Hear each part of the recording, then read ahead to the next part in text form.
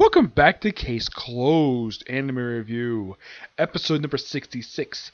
This one we're reviewing the 900th episode of is second thing.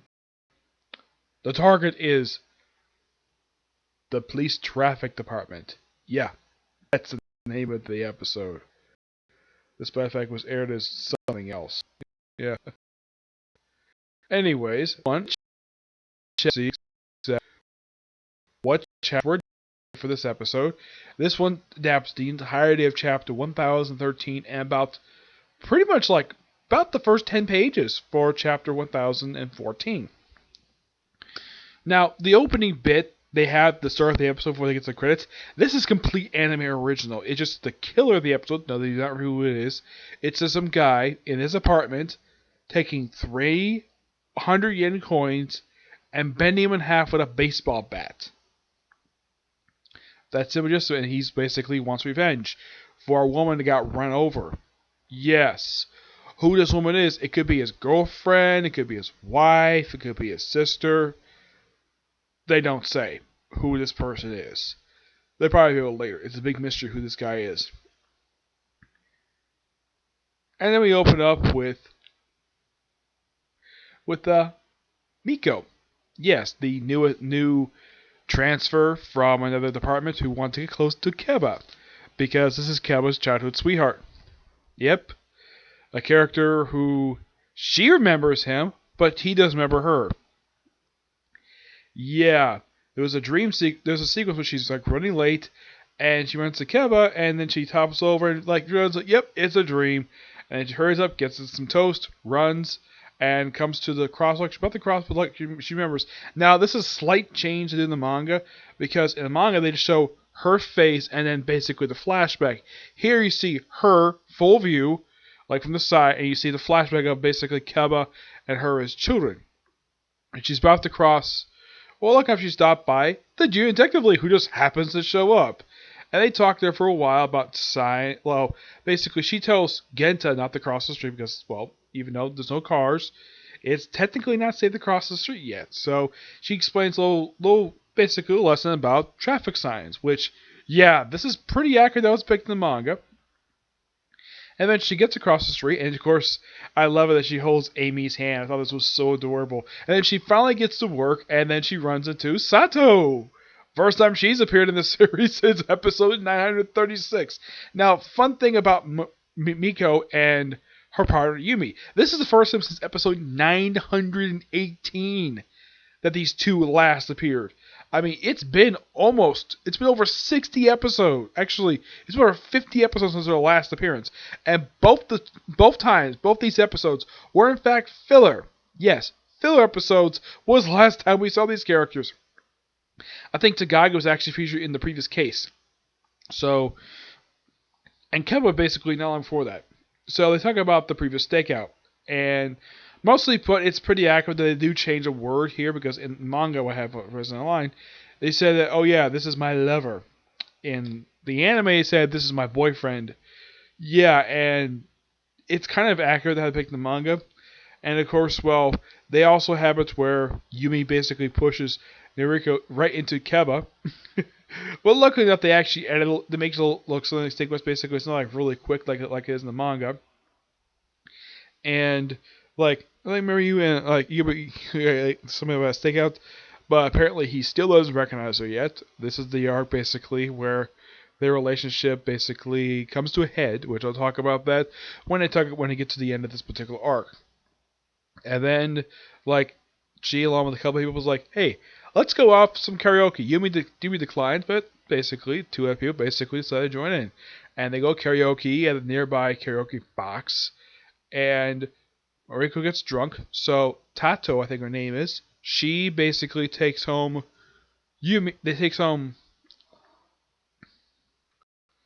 I'm trying to remember these are original character. I think one of them actually did appear prior to this, and this is the arc basically came off.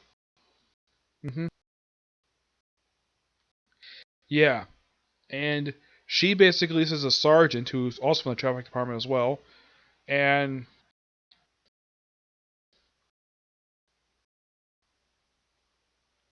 Yagi. Um, Yagi is who basically and Toriko. Yep. Now Yagi takes home Moriko, and Toriko basically goes off her own, runs to the actual killer. No, we don't know who this guy is, and I'm surprised she doesn't basically mean, hey, why are you wearing a mask? Are you sick? Or, hey, why does your voice sound like a voice? Why does your voice sound strange? Doesn't question it. This is a girl crying in a bath in the park. They go there and realize that, yeah, it's actually a big fat lie, and they basically wax her to death with a freaking baseball bat. Yep. And then we have, this is a minor change to do for the manga, where in the manga you see the Junior Detective League basically raising their hands when they go across the street. Yeah, as far as I can tell, um, kids don't do that here because we actually have, and this is basically from last thing, we actually have people who wear a vest, and we have an actual, and they carry an actual like mini stop sign. They get cars to stop so they can cross the damn street. Yeah, they changed it where you actually see it from Yumi's window, her windshield. You see the raising hands, and that's when you see the Junior Detective League. They're talking, they're like, congratulate them, and of course she's pulled over the side. They guess she got her blinker on. Yeah, my guess is because Japan is basically a very tight street. It's part of the reason why there's no side curb, whatever, for these side streets. Yeah, so they get a call that there's been a murder happening at the park, and this is of course Tamiko. And of course, everybody decides to go and see this. Cohen's like, okay, fine, and of course he's like, and of course, well, Anita basically sees right through it immediately. Says, yeah, you're just curious because you really want to see it. So they get there. Yeah, when did it get there is particularly questionable. Well, they probably came there with Yumi. Probably didn't exactly follow it. They probably get her car like they usually do. They probably just followed her car to this place because the park was actually not that far from what they were. And according to Gento, we have time before first period. We can solve this case pretty quickly. So, and it's explained that, well, you got, because the whole thing about blood, because the viewer probably already knew that, the Hunting coin was actually placed probably after she died, and Noriko, she's actually very upset by this. I think her name is Miki. Yeah, Miki's her name. She's very upset by this because it's a friend of hers, or colleague, and she gets killed. And, well, it's not particularly a friend of her, but she's very traumatized by it. And it's like, she says who's out with one other person. Now, they mentioned the anime they have to call her. In the manga, she just shows up because she can, and she basically says, I'm a police officer, let me through. And in the anime, there's no mention of that. My guess is they probably got word she was coming, so they let her in. And they do, and of course, prior to her showing up, Conan shows up completely out of nowhere, explains, yeah, the coin is not the only clue. The other clue is her hand, where, and they actually edited it in where basically Sato was actually telling him, like, don't touch the body. Like, yeah, but he basically just does it with her arm, not her hand. So, that there's like bruises on her knuckles, like the top of her knuckles, and like a little, almost like a little blood mark. Which of course, else notices like almost like a clock per se, where almost like a half circle, where she's pointing to something and pointing to the road. Now they actually did not put a line there, where he says, "What does this mean?" In the manga, he says, "Beats me." In the anime, he says nothing. Yeah, he says basically nothing. And that's when Tamiko shows up. And of course, she was asked about, well, what was going on the road. And of course, she gets that weird look on her face that a lot of killers in the series, basically, a lot of people who got secrets, it's a look basically where they're, the top of their nose, they get nervous and they just leave. And, like, because she's like, oh yeah, I got to contact her. It's like, don't worry. Just stay at home. We'll take care of that. And it's your day off. Like, I know. She walks up, and that's the episode. Good start to this thing. Like, we got a good mystery here. We got like and we see return of great characters. Also in this episode, Yumi's boyfriend is mentioned. He does appear in this arc, by the way. He does appear a little bit later though, and I'm looking forward to seeing his return in this series, in the anime. But all in all, really good episode. Now on to new chapter in the manga, which is chapter 1048. Why are you crying? Part 2 of this story arc, where, picking up where our last chapter left off, where You have Conan and Sarah examining the dead body from the last chapter. Of course, Conan basically has got this mouth Ersker, and he's trying to tell the woman there, says stay there, and Sarah probably understands exactly what he's saying, says stay away from the body, no move until the police arrive. And who arrives from the police? Why, it's the goddamn McGuire. Yes, because of course they do. Yeah, McGuire is mentioned in the episode. He does not make physical appearance. They look at the body. Of course, they mentioned the thing was poisoned, and the writing about his forehead. There's mystery about that. Yeah, and then we see a great panel picture of Sarah, Rachel, and Serena. Yeah. Yeah, of course, Conan tries to point out, says there's four suspects. I think he's trying to say there's four suspects. Conan, Sarah's son. You're here as well? Yeah. The sister of Rem, the model. He's a classmate of ours. They were basically invited to her birthday party, and she kind of breaks down basically the murder, being in closed space, and the fact we have four suspects. We have Rem herself, her sister Yumi, her manager, and a pastry chef, who basically are suspects in basically this guy's murder. These four could have basically served to poison the victim. They're suspects. Yumi-chan suspect? Leave her out, jeez. It's just procedure. She was acquainted with him after all. Conan. And he says, You're right. What does it matter? Does his value? Better take my medicine now. I'm alright. Yeah. Almost kind of similar to basically laryngitis, but who knows. Anyway, we'll take you statements one by one about your relation victim and what year around that time the victim collapsed from the poison. He's going to late. My Gawase was a hair makeup style artist.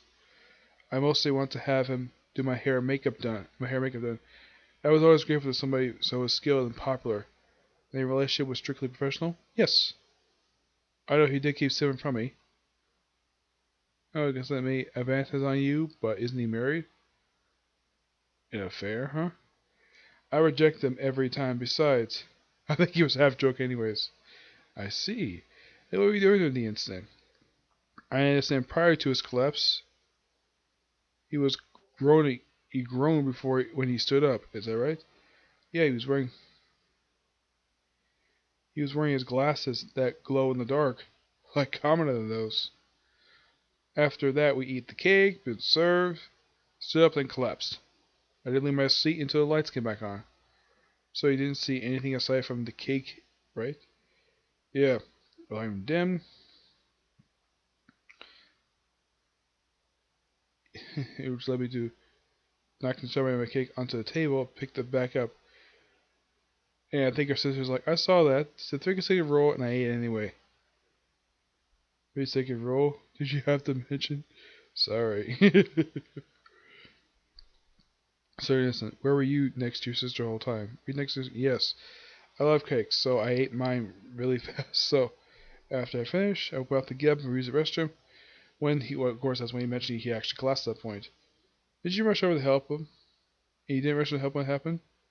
No, the projector light had been cut off, so it was pitch black. There was something broken, something about broken wine nearby. I assume you were close to the victim then. He tried to flirt me too, but I was a victim too. You too? He frequently contacted. She considers she frequently contacted him at his workplace. Yeah, this is the fourth guy. Says it's a given since he does hair and makeup from the model I'm in charge of. Yeah, I mean, this is the manager. You have any trouble with him? Oh, should I mention he was already a well-skilled artist.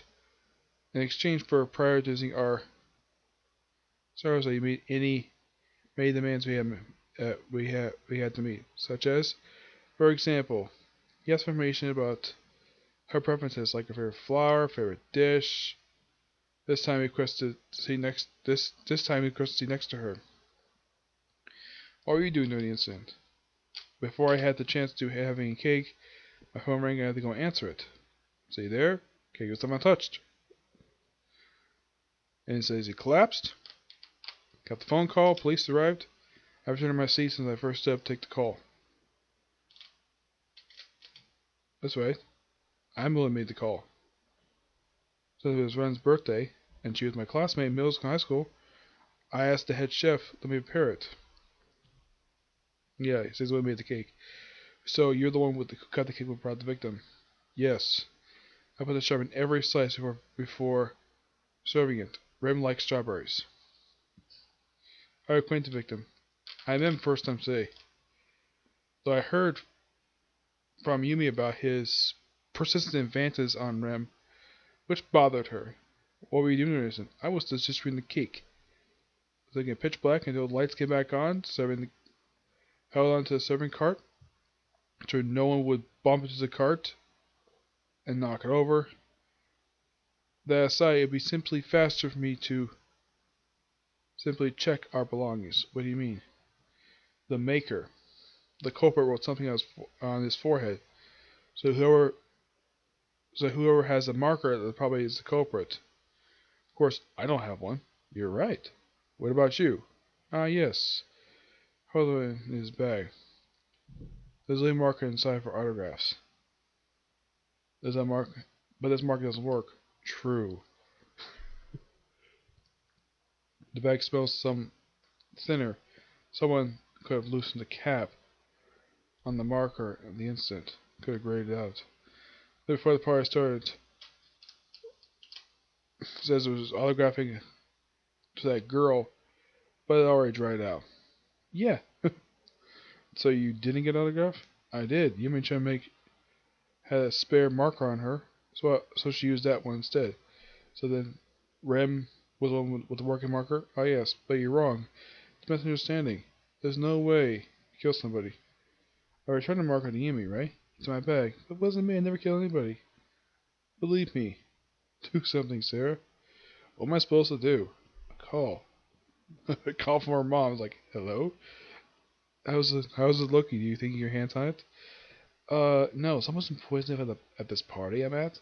So this really isn't time. I'll call you later. Poison. And she thinks back to a few months prior to the series, where she's in front of the building from the walls not up. I'm like, okay.